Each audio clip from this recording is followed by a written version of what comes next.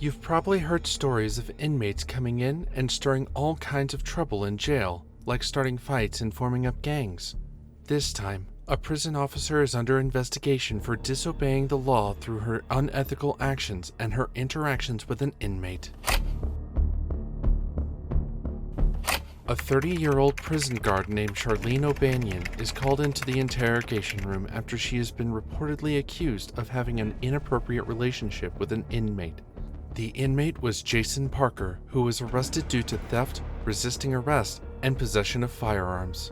The detectives brought her in to ask her questions to get to the bottom of this and to find out if those rumors were true. This investigation opened up on December 17, 2021, after other officers claimed they had seen her and Jason together. Sharleen must have thought she was in the clear. Because she was a cop and there's not really any evidence that can prove these allegations, the detectives have a few concrete pieces of evidence she doesn't know about. She has no idea that if she doesn't confess right away, they might have to use other ways that will embarrass her in the worst way imaginable. Like every other suspect who's been interrogated before, Sharleen plays dumb and keeps on trying to somehow trick the detectives into thinking she's innocent. She pretends she has no idea about the allegations.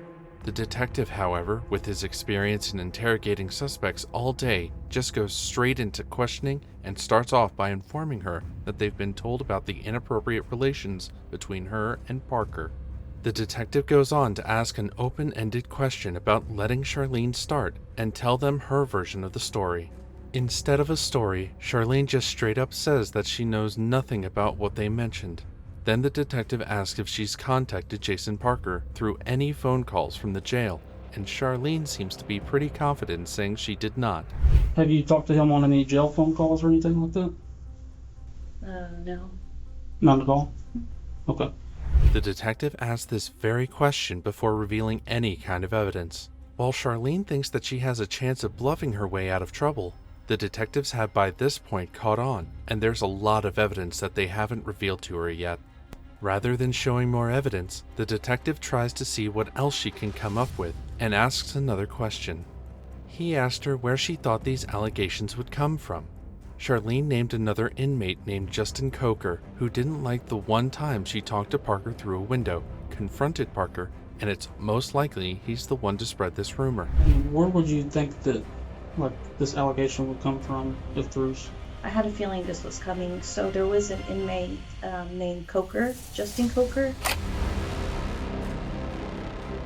The detective lets her know that she's not going to be able to lie. He pointed out that since he didn't know who the person was or where the secret of hers came from, he was informed that someone had reported a phone call between Sharleen and Parker. The detective also pointed out that all calls in the jail cell are recorded, so she wouldn't be able to lie her way out of that. She was confronted with the calls between her and the inmate, so Sharleen has to be truthful. And there's jail calls between you and Parker, and all that stuff's recorded. So I don't think you're being completely truthful. Well, I kind of know that you're not. The detective now asks her again to tell her exactly what's going on, because things don't add up. This is where Sharleen reveals that a few years ago, she met Jason Parker. While they were talking, she ended up as a cop at Montgomery Jail, and Parker ended up as an inmate in the same place. Sharleen had no idea Jason was there. She denied anything else happening, but that's what she claims. In reality, there was a report of a phone call from within the prison in which they could be heard discussing their activity in jail. Keeping this in mind, the detective asks her about the phone call and tells her that it sounds like they've been involved in an inappropriate act. Sharleen says all she talked about was what would happen once he got out. By now, Sharleen's been caught in some lies, and she's been calling Parker regularly from her home, which is a little suspicious. This gives us the impression that there might be something going on here, which is exactly what the detective wants to find out.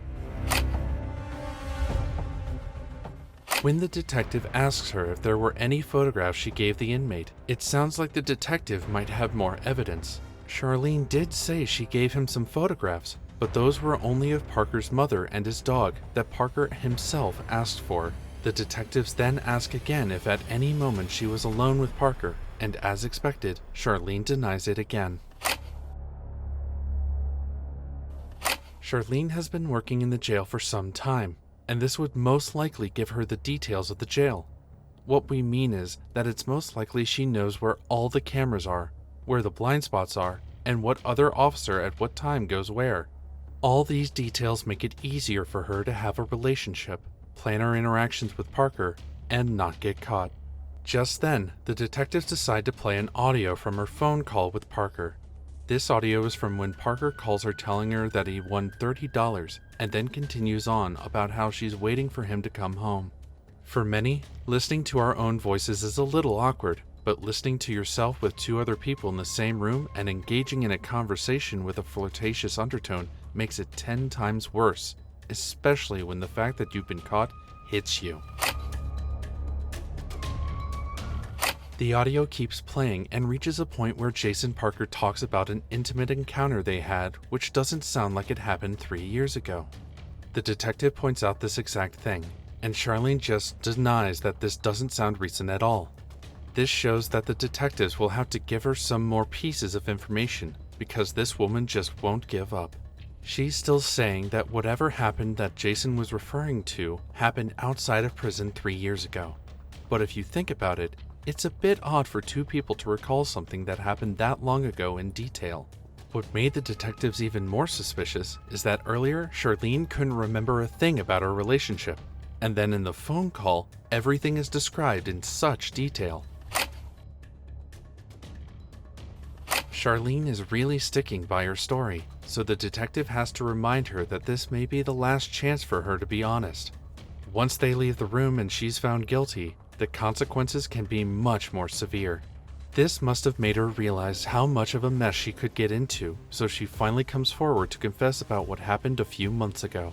Sharleen told the detectives that because of a drug issue in Quad B, she saw her chance and took Jason Parker somewhere she wouldn't be seen with Jason.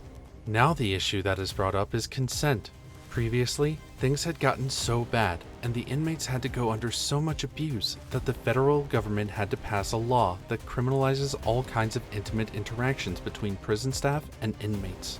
Anyone found guilty will be held under sexual abuse. Back in 1996, between 12% and 14% of inmates were abused with no punishment for the officer. A zero-tolerance policy was introduced to prevent this, which Sharleen must have forgotten about. This resulted in Sharleen being fired as a police officer and sentenced to up to 100 days in prison. What do you think about this case? Let us know in the comments section below. If you enjoyed today's video, then make sure to leave us a thumbs up, and don't forget to subscribe to our channel and click on the bell icon to always be updated with the most exciting content as soon as it's uploaded. Thanks for watching. See you again soon in another video.